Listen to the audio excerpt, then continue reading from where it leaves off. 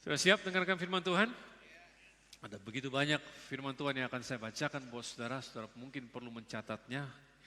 Saya beri judul Carrier of His Presence.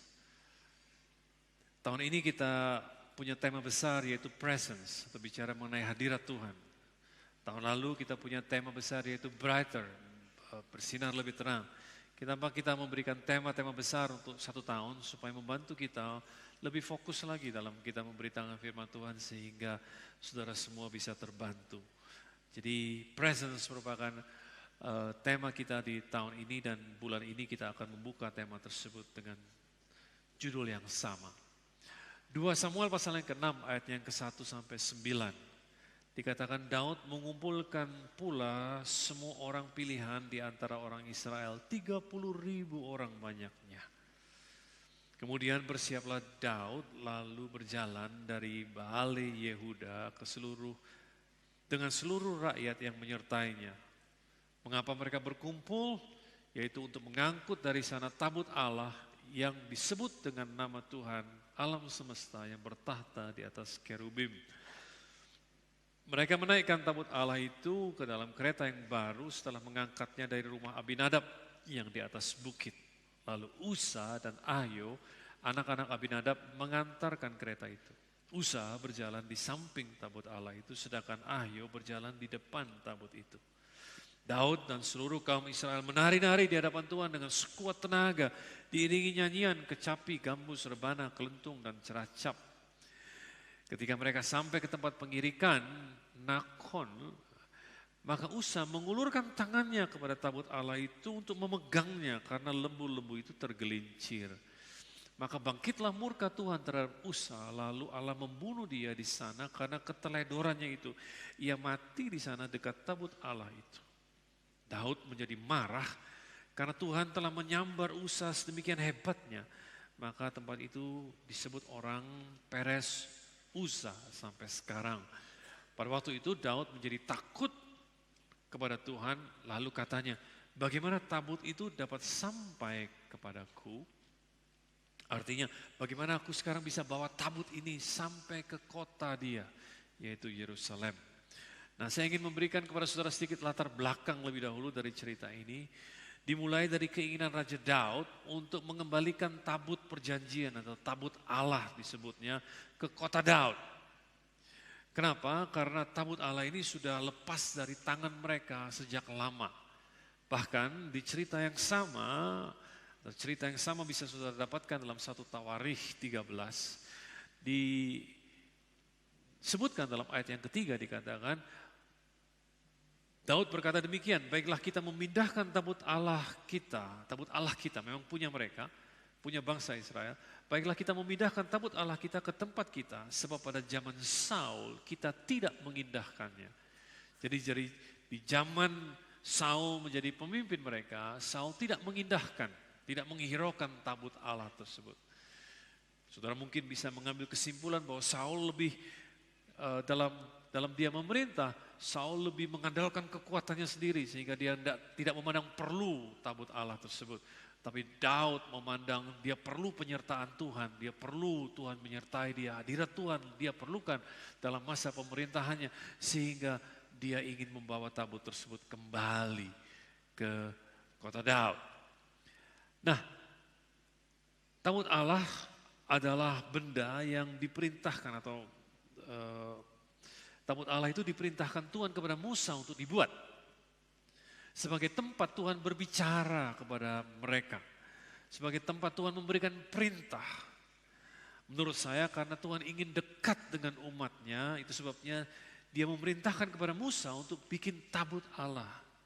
Kira-kira modelnya seperti yang tertera di layar berikut ini, itu saya dapatkan di internet, udah banyak.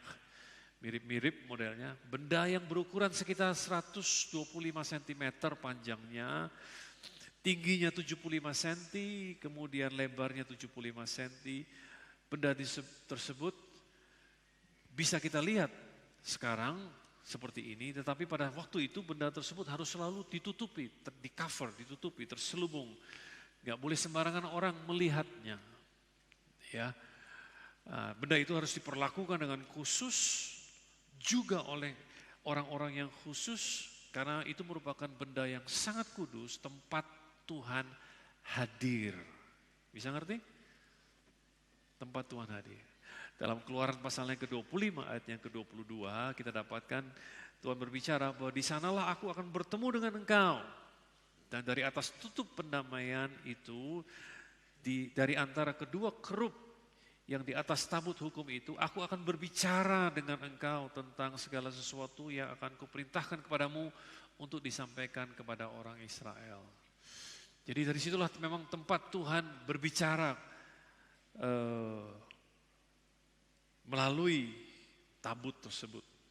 Nah, dalam sejarahnya tabut Allah tersebut sempat dirampas oleh bangsa Filistin yang menjadi musuh bangsa Israel. Tapi selama tabut Allah itu ada di tangan orang Filistin, tabut Allah itu mengakibatkan malapetaka justru buat orang-orang Filistin. Sehingga orang Filistin bilang, ngapain benda ini ada di sini gitu. Kita kembalikan saja kepada orang Israel karena banyak malapetaka yang terjadi sejak tabut Allah itu ada di tangan mereka. Sehingga apa yang terjadi, mereka menaikkan tabut itu di atas kereta, ditarik oleh 2 ekor lembu sampai ke tempat yang namanya Bet Semes. Nah, di Bet Semes pun orang pengen lihat benda tersebut. Nah, pada saat mereka ingin lihat, orang-orang yang ingin lihat mati. Ada puluhan orang, 70 kalau saya nggak salah, mati gara-gara ingin lihat isinya benda itu apa. Nah, dalam 1 Samuel pasal yang ke-6 ayat yang ke-21 sampai 1 Samuel 7 ayat yang kedua kita baca seperti ini. Lalu mereka mengirim utusan kepada penduduk Kiryat Yerim dengan pesan, orang Filistin telah mengembalikan tabut Tuhan, datanglah dan angkutlah itu kepadamu. Lalu orang-orang Kiryat Yerim datang, mereka mengangkut tabut Tuhan itu dan membawanya ke rumah Abinadab yang di atas bukit. Dan Eleazar anaknya mereka kuduskan untuk menjaga tabut Tuhan itu. Sejak itu tabut Allah itu tinggal di Kiryat Yerim. Berlalulah waktu yang cukup lama, yakni 20 tahun. Dan seluruh kaum Israel mengeluh kepada Tuhan. Jadi tabut Allah itu ada di rumah Abinadab di daerah Kiryat Yerim. Nah, Raja Daud adalah orang yang berbeda dengan Raja Saul. Raja Daud adalah orang yang cinta Tuhan, rindu akan hadirat Tuhan, mengerti akan kedahsyatan hadirat Tuhan. Itu sebabnya pada saat dia dalam proses membawa tabut Allah itu, dia menari-nari sekuat tenaga di hadapan tabut Allah tersebut. Menunjukkan sukacitanya, menunjukkan bahwa dia menghormati tabut Allah tersebut. Dia menari-nari dengan sekuat tenaga dan semua orang yang bersama dengan dia pun menari diiringi dengan kecapi, gambus, rebana dan lain sebagainya. Nah, masalahnya cara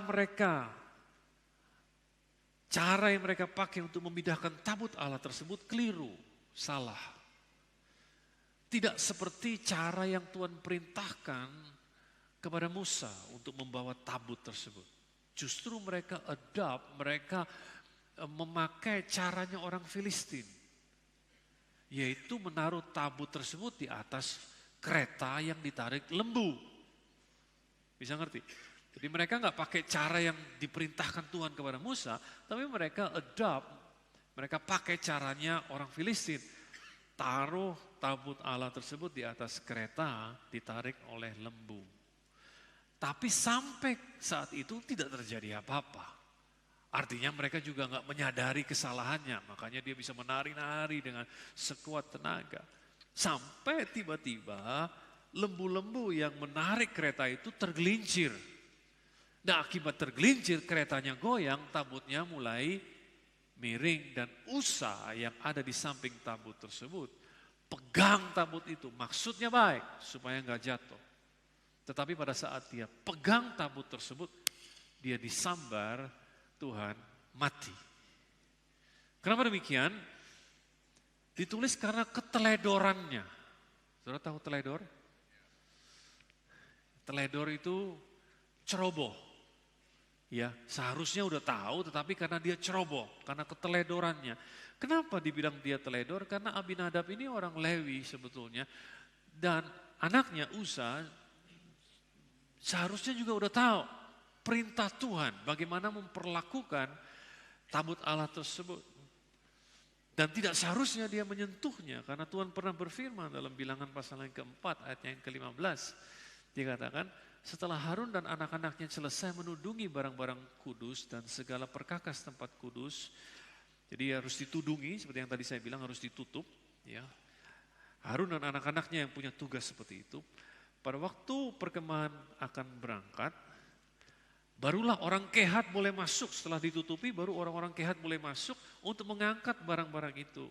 Tetapi janganlah kena kepada barang-barang kudus itu, nanti mereka mati. Dan itulah barang-barang di kemah pertemuan yang harus diangkat Bani Kehat. Yang saya lupa kasih tahu pada saudara tadi adalah seharusnya mereka pikul. Yang benar adalah dipikul dengan bahu mereka. Itu sebabnya ada tongkat di samping kiri kanan daripada tabut tersebut supaya mereka pikul dengan bahu mereka. Tetapi mereka taruh tabut itu di atas kereta ditarik sama lembu. Mereka buat kesalahan di situ, tapi mereka nggak sadar sampai tabut itu kemudian mau jatuh, dipegang sama Usa. Usa yang harusnya nggak boleh pegang itu jadi mati. Kita lihat di sini bahwa Tuhan tidak main-main dengan perintahnya. Ya, nah Raja Daud sendiri kemudian mengakui kesalahannya dalam mengangkut tabut tersebut. Seperti yang tertulis beberapa chapter setelah itu, beberapa bab setelah itu, yaitu dalam 1 Tawari 15. Karena cerita ini ada juga di 1 Tawari 13, tapi di 1 Tawari 15, Daud berkata seperti ini, sebab oleh karena pertama kali kamu tidak hadir, dia bilang kepada orang-orang yang dikhususkan, yang seharusnya bawa itu, ya, maka Tuhan Allah kita telah menyambar di tengah-tengah kita sebab kita tidak meminta petunjuknya seperti yang seharusnya. Jadi mereka lupa minta petunjuk Tuhan, mereka lupa ikutin aturan Tuhan. Jadi para imam dan orang-orang Lewi menguduskan dirinya untuk mengangkut tabut Allah, tabut Tuhan Allah Israel. Kemudian Bani Lewi mengangkat tabut itu dengan gandar pengusung di atas bahu mereka seperti yang diperintahkan Musa sesuai dengan firman Tuhan. Kali ini mereka angkut dengan benar, yaitu di atas bahu mereka. Tidak lagi ditaruh di atas kereta, digeret sama lembu. Sampai sini semua oke? Jangan tidur. Ini penting ya, ini penting karena ini latar belakang supaya kita tahu konteksnya. Nah, namun pada saat Usa mati, Daud menjadi marah. Tapi juga takut pada saat yang bersamaan. Sebab dia pikir, kalau begini gimana caranya bawa tabut Allah ini pulang. Gitu. Bagaimana caranya bawa dia balik ke kota Daud. Lalu apa yang Daud buat? Kita baca seterusnya. Dalam 2 Samuel pasal yang ke-6. Jadi ini cerita yang paralel. 2 Samuel pasal yang ke-6 dan 1 Tawari pasal yang ke-13 cerita yang sama sebetulnya. Sebab itu Daud tidak mau memindahkan tabut Tuhan itu ke tempatnya, ke kota Daud, tetapi Daud menyimpang dan membawanya ke rumah Obed-Edom, orang Gad itu. 3 bulan lamanya tabut itu tinggal di rumah Obed-Edom, orang Gad itu. Dan Tuhan memberkati Obed-Edom dan seisi rumahnya. Diberitahukannya kepada Raja Daud demikian, Tuhan memberkati seisi rumah Obed-Edom dan segala yang ada padanya karena tabut Allah itu. Lalu Daud pergi mengangkut tabut Allah itu dari rumah Obed-Edom ke kota Daud dengan sukacita. Nah biasanya yang diambil orang cuma perikop ini biasanya. Kemudian mereka khotbahkan. Tapi saudara kudu tahu latar belakangnya sehingga saudara bisa mengerti mengapa ini semua terjadi. Oke? Nah, tabut Allah dititipkan di rumah Obed-Edom. Siapa Obed-Edom itu? Obed-Edom disebut orang Gad. Nah, biasanya orang disebut orang Gad itu adalah orang Filistin yang berasal dari kota Gad. Kalau saudara ingat, ada yang pernah jadi musuh Daud, namanya siapa? Goliat, itu berasal dari Gad, gitu. Ya, tetapi yang bisa juga yang dimaksud orang Gad adalah orang yang berasal dari Gad Rimon, sebuah kota orang Lewi yang ditetapkan bagi orang keturunan Kehat. Kita bisa baca ini kalau saudara interest dalam Yosua pasal yang ke-21. Nah, karena dipercaya untuk mengurus tabut Allah, bisa jadi bahwa Obed-Edom itu adalah orang Gad dari Gad Rimon, bukan orang Gad dari kota Gad di Filistin. Tetapi nggak ada keterangan lebih lanjut. Jadi buat saya, mana-mana aja bisa diartikan dengan baik. Lebih luar biasa lagi kalau dia orang-orang Filistin, bahwa selama tabut Allah itu ada di rumah dia diberkati Tuhan. Tetapi bukan itu yang menjadi pembahasan kita. Yang menjadi pembahasan kita adalah bahwa Obed-Edom mau terima tabut Allah itu sudah merupakan sesuatu yang luar biasa. Bayangkan, Daud lagi bingung, sama 30.000 orang lagi bingung, tidak tahu apa yang harus diperlakukan dengan tabut Allah itu. Dia bingung bagaimana caranya untuk bisa bawa ini karena sudah ada yang mati akibat daripada menyentuh tabut itu. Maka dia menyimpang, dia ketuk rumah Obed-Edom. Saya nggak tahu dari mana dia kenal Obed-Edom, gak ada cerita latar belakang di situ. Dan Obed-Edom didatengin Raja Daud. Raja Daud bilang, gue mau nitip dong nih barang. Dan kira-kira menurut saya Obed-Edom juga dengar bahwa Usa barusan mati gara-gara itu. Belum lagi kalau dia dengar bahwa di Bet-Semes 70 orang mati gara-gara barang tersebut. Kira-kira kalau saudara jadi Obed-Edom bilang apa? Kamsya katanya. No thank you. Lu bawa aja pulang. Lu kan yang bawa-bawa ke sini, kenapa lu ditipin sekarang ke gua gara-gara ada yang mati? Gitu. Tetapi amazingly, luar biasanya dia berani untuk terima tabut Allah tersebut. Nah, yang menarik di sini adalah selama 3 bulan tabut Allah itu ada di rumah Obed-Edom, gak ada yang mati. Tapi malah Obed-Edom dan seisi rumahnya dan bukan cuma seisi rumahnya, bukan cuma setiap orang yang ada di rumah itu, dan segala yang ada padanya. Berarti kalau ada binatang peliharaan di situ, kalau ada tanaman, tumbuh-tumbuhan di situ, dan lain sebagainya, apa saja yang mereka kerjakan, apa saja yang mereka usahakan, apa saja diberkati oleh Tuhan selama 3 bulan. Nah, berkat Tuhan itu bukan berkat yang gak kelihatan. Sebab kalau gak kelihatan, mereka gak bisa lapor kepada Raja Daud. Halo? Betul gak ya? Jadi berkat itulah berkat yang kelihatan.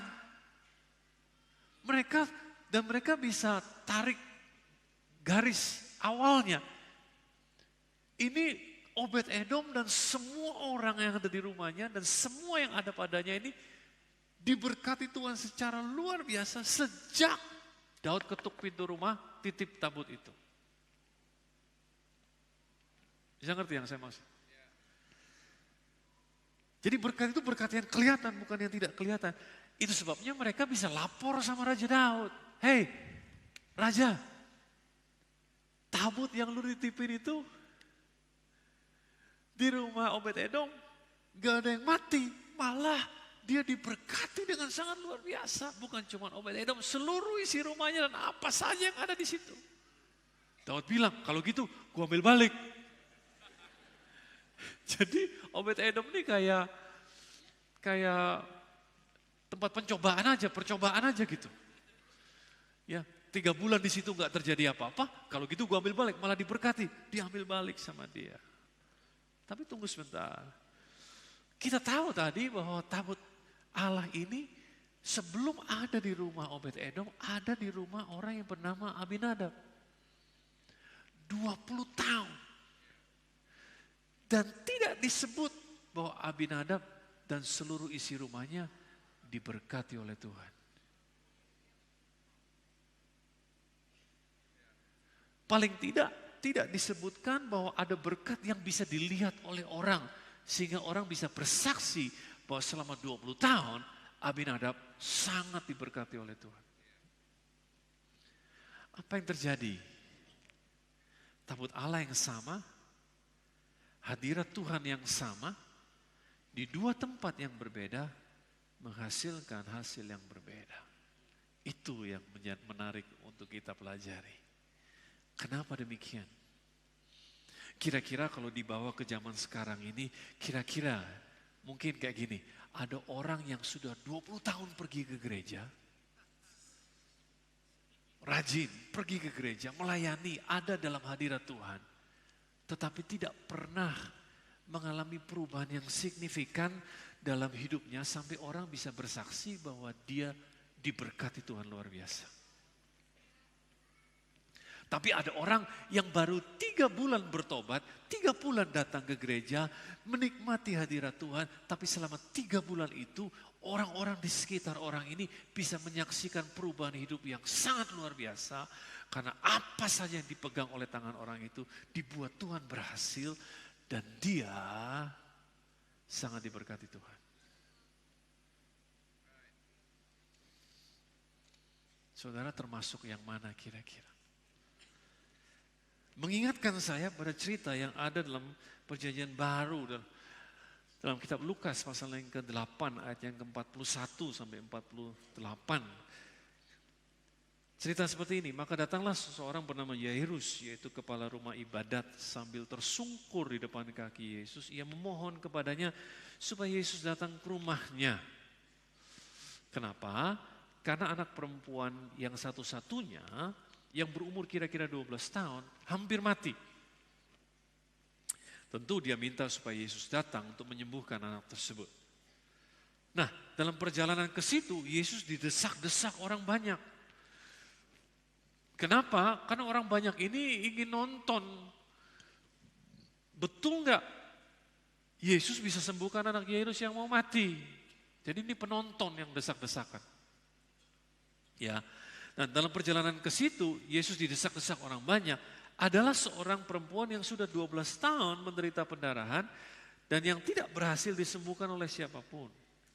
Perempuan ini maju mendekati Yesus dari belakang dan menjamah jumbai jubahnya. Dan seketika itu juga berhentilah pendarahannya. Lalu kata Yesus, siapa yang menjamah jubahku? Dan karena tidak ada yang mengakuinya, berkatalah Petrus, Guru, orang banyak mengurumuni dan mendesak engkau. Tapi Yesus berkata, ada seorang yang menjamah aku. Sebab aku merasa ada kuasa keluar dari diriku. Ketika perempuan itu melihat bahwa perbuatannya ketahuan, ia datang dengan gemetar, tersungkur di depannya dan menceritakan kepada orang banyak apa sebabnya ia menjamah dia. Oh, ia seketika itu juga menjadi sembuh. Maka berkatalah perempuan itu, katanya kepada perempuan itu, hai anakku, imanmu telah menyelamatkan engkau, pergilah dengan selamat. Kenapa saya menemukan kemiripan antara dua cerita ini? Karena di sini banyak orang hadir di dekat Yesus dan berdesak-desakan, artinya bersentuhan dengan Yesus. Mereka ingin menonton. Apakah benar Yesus bisa menyembuhkan anak Yairus, anak perempuannya satu-satunya yang hampir mati. Tetapi tiba-tiba Yesus berhenti dan bertanya, siapa yang barusan menjamah aku? Kira-kira menurut saudara, pertanyaan ini logis gak? Gak ada yang tahu. Coba bayangkan kalau saudara habis selesai nonton konser gitu ya, wah mau keluar dari stadion, desak-desakan orang-orang gitu. Atau kalau habis di bus mau keluar gitu ya, desak-desakan gitu ya, busnya belum penuh. Kemudian saudara diam dan berteriak gini, siapa yang jamah gua barusan? Kira-kira menurut saudara gimana? Bayangkan berdesak-desakan gini, lu tanya siapa yang jamah lu gitu. Nah karena gak ada yang jawab, Petrus kemudian bilang ini udah keterlaluan nih. Guru gua nih udah keterlaluan. Dia bilang, bro, lu boleh terkenal tapi lu keterlaluan kali ini. Lu lihat orang banyak berjubel begini, lu kemudian tanya siapa yang jamah lu, yang bener aja lu. GR boleh tapi jangan keterlaluan. Gak ada orang yang tahu kecuali Yesus dan perempuan itu. Gak ada yang tahu.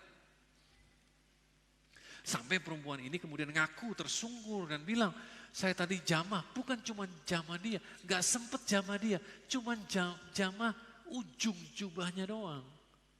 Tapi ada kuasa yang keluar dan aku sembuh seketika. Selama 12 tahun, tidak ada yang sanggup menyembuhkan aku. Nah kira-kira kalau saudara mendengar kesaksian tersebut, saudara yang tadi salaman sama Yesus, yang berdesak-desakan dengan Yesus, saudara tentu akan bertanya, kuasa apa? Aku tadi dekat dia, aku tadi pegang dia, tidak terasa apa-apa.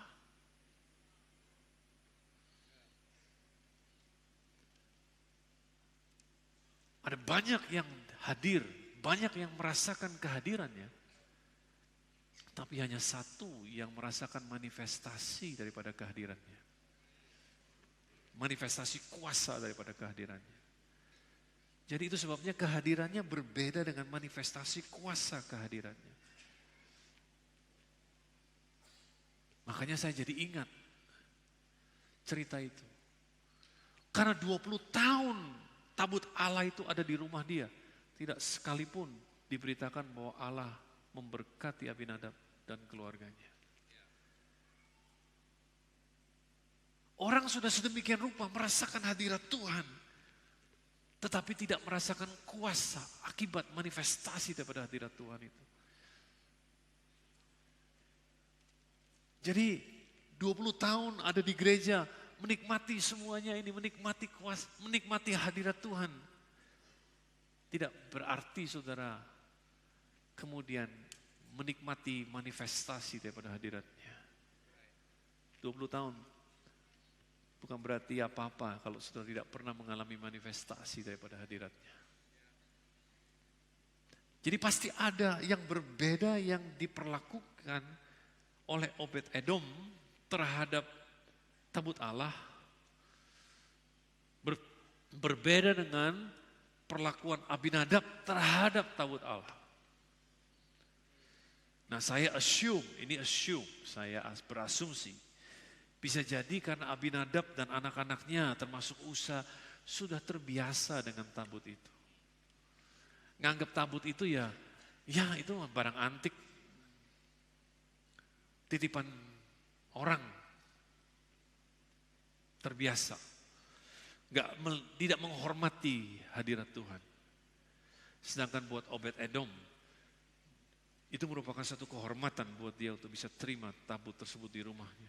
Dan mensyukuri bahwa dia dipilih untuk bisa hosting, untuk bisa dipilih dari semua orang. Dipilih untuk tabut itu bisa ada di rumah dia. Merupakan suatu kehormatan dan sesuatu yang patut disyukuri. Mengingatkan saya lagi pada familiarity. Familiarity kills faith. Orang yang terbiasa. Tahukah saudara bahwa suatu hari Yesus kumpul dengan keluarganya dan dia nggak bisa buat apa-apa di situ. Karena keluarganya mulai bilang, ya ini kan anaknya si itu, ini kan ini kan omnya si ini, tantenya ke sini, gua kenal dia mah. Dari sejak kecil dia itu. Waktu kecil nggak ngompol kan, suka ngompol di celana dan lain sebagainya. Kira-kira begitu.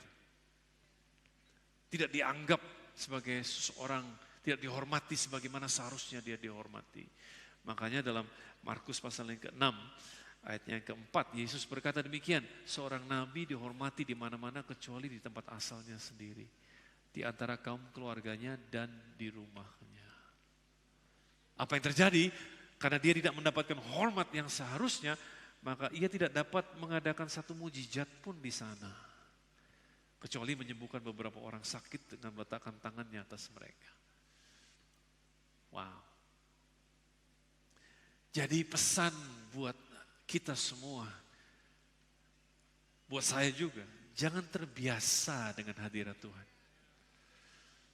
Sehingga kita tidak lagi menghormati kekudusannya, sehingga kita tidak lagi haus akan kehadirannya, tidak lagi mengucap syukur atas kehadirannya dalam hidup kita, melebihi segalanya.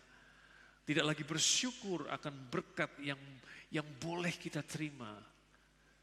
Dia gak utang sama kita apa-apa tadi kita dengarkan. Tapi kalau toh karenanya kita diberkati oleh Tuhan, kita seharusnya bersyukur.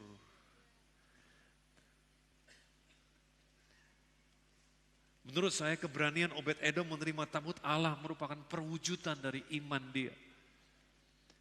Kehadiran Tuhan dihormati di rumahnya. The presence of God changes their lives forever. Saya mau rumah saya menjadi tempat di mana hadirat Tuhan itu dihormati. Saya mau di tempat ini hadirat Tuhan dihormati. Jangan menjadi terbiasa dengan semuanya ini sehingga saudara tidak lagi hormat. Saudara tidak lagi haus, saudara tidak lagi datang expect something. Mengharapkan sesuatu. Oh ya gereja setiap minggu ya ke gereja aja. Dari dulu gue juga duduk di situ. Udah tahun-tahunan gue duduk di situ. Bahkan kalau tempat duduk saudara didudukin orang lain, saudara marah. No wonder tidak banyak orang bisa bersaksi bahwa saudara berubah hidupnya. Kalau kita teruskan hidup Obed-Edom ini luar biasa karena sejak saat itu bayangkan tiba-tiba setelah 3 bulan enak-enak diberkati Tuhan. Daud datang lagi bilang, hey you know what, the blessing time is over. Gue ambil balik, enak aja lu, gue juga mau. Tapi saudara tahu, Obed-Edom yang sudah pernah merasakan hadirat Tuhan, dia bilang, kamu bawa tabut itu, I'm coming with you. Dia meninggalkan rumahnya, ikut. Dalam 1 Tawarin 16 ayat 37-38 dikatakan, lalu Daud meninggalkan di sana di hadapan tabut perjanjian Allah itu, Asaf dan saudara-saudara sepuaknya untuk tetap melayani di hadapan tabut itu seperti yang patut dilakukan setiap hari. Perhatikan ayat 38. Juga siapa? Obed-Edom dan saudara-saudara sepuaknya yang 68 orang itu. Obed-Edom bin Yedutun dan Hosa adalah penunggu-penunggu pintu gerbang. Jadi mereka ikut pindah ke kota Daud. Sekarang mereka jadi penunggu-penunggu pintu gerbang karena mereka nggak mau lepas daripada hadirat Tuhan. Dan bukan cuma dia, orang-orang yang seisi rumahnya 68 orang ikut pindah karena mereka cinta akan hadirat Tuhan. Nah, sikap Obed-Edom terhadap tabut Allah tidak berubah. Itu sebabnya berkat Tuhan atas Obed-Edom juga tidak berhenti. Keturunannya pun diberkati Tuhan dengan luar biasa. Kita bisa baca di 1 Tawarin 26 ayat 4-8. Obed-Edom mempunyai anak-anak yakni Semaya anak sulung, Yosabat anak yang kedua, Yoah anak yang ketiga, Sakar anak yang keempat, Netanel anak yang kelima, Emiel anak yang keenam, Isakar anak yang ketujuh, Pleutai anak yang kedelapan. Sebab Allah telah memberkati dia. Perhatikan, bagi Semaya anak Obed-Edom itu lahir anak-anak. Jadi ini bicara soal cucunya Obed-Edom. Mereka memegang pemerintahan di antara puak mereka oleh mereka itu, sebab mereka itu adalah pahlawan-pahlawan yang gagah perkasa. Anak-anak Semaya ialah Otni, Refael, Obed, dan Elsabat serta saudara-saudaranya yakni Elihu dan semaknya. Orang-orang gagah perkasa. Mereka sekalian adalah orang-orang keturunan Obed-Edom, yakni mereka sendiri, anak-anak mereka dan saudara-saudara mereka masing-masing orang-orang yang gagah perkasa, cakap untuk pekerjaan itu, 62 jumlahnya dari satu orang Obed-Edom. Luar biasa. Jadi berkat kuasa manifestasi hadirat Tuhan tersebut bukan cuma sekedar memberkati Obed-Edom, tapi memberkati anak-anaknya dan cucu-cucunya. Menjadi orang-orang yang gagah, pahlawan-pahlawan gagah perkasa. Jadi orang-orang yang cakap dalam pekerjaannya. Luar biasa bukan? Satu keputusan yang benar terhadap hadirat Tuhan mengubah arah seisi rumah, mengubah anak-anak dan cucu-cucunya. Luar biasa. Nah, tapi buat kita yang sekarang tidak lagi hidup dalam perjanjian lama, kita punya perjanjian baru. Kehadiran Tuhan tidak ditentukan lagi oleh tabut perjanjian atau tabut Allah. Tetapi barang siapa yang percaya Yesus, dia menerima Roh Kudus dalam hatinya. Dan Roh Kudus diam dalam hidup orang tersebut. Sesuai dengan 1 Korintus 3 ayat 16-17 dikatakan, tidak tahukah kamu bahwa kamu adalah bait Allah dan bahwa Roh Allah diam di dalam kamu? Jika ada orang yang membinasakan bait Allah, maka Allah akan membinasakan dia. Sebab bait Allah adalah kudus dan bait Allah itu adalah apa? Kamu, dikatakan. Jadi you are now, saudara sekarang di perjanjian yang baru, saudara adalah pembawa daripada hadirat Tuhan. You are the carrier of God's presence. Itu sebabnya saya nggak heran kalau ada orang bilang ini, Tuhan bicara kepada saya. Karena dulu Tuhan bicara melalui tabut Allah. Tapi sekarang you are, saudara adalah bait Allah. Kalau saudara percaya Yesus, Tuhan bisa berbicara langsung kepada saudara. Saya nggak heran kalau saudara bisa merasakan kehadiran Tuhan. Saya nggak heran kalau saudara bisa feel the presence of God, bisa merasakan kehadiran Tuhan. Karena Tuhan berfirman, 2 atau 3 orang berkumpul dalam namaku, di situ aku hadir di tengah-tengah mereka. Saya nggak heran kalau saudara bisa merasakan hadirat Tuhan. Saya nggak heran karena Tuhan selalu ingin dekat dengan umatnya. Karena dia ingin menyatakan kasihnya, dia ingin melindungi saudara. Tapi pada saat yang bersamaan, saudara juga harus tahu bahwa saudara harus memperlakukan hidupmu juga dengan dalam kekudusan. Karena yang kudus itu ada dalam hidup saudara. Saudara harus memperlakukan bait Allah, tubuhmu ini dengan baik. Merawatnya dengan baik. Karena itulah tempat daripada Roh Kudus untuk tinggal diam. Nah, kalau saudara mengerti that you are the carrier, saudara pembawa hadirat Tuhan, maka dimanapun saudara ditempatkan Tuhan, seharusnya tempat itu pun diberkati oleh Tuhan. Halo. Saya percaya kalau Tuhan tempatkan kita di sini, maka daerah ini pun diberkati oleh Tuhan. Kompleks ini pun diberkati oleh Tuhan. Tapi ingat ini, satu keputusan yang benar yang dibuat oleh Obed-Edom mengubah hidup seisi rumahnya. Dan saudara hari ini bisa ambil keputusan yang sama. Mengubah arah kehidupan seisi rumah saudara. Saya bersyukur tadi orang tua saya hadir di sini, saya berterima kasih kepada mereka karena keputusan yang mereka buat mengubah kehidupan anak cucu mereka. Dan saudara bisa buat hal yang sama. Amin.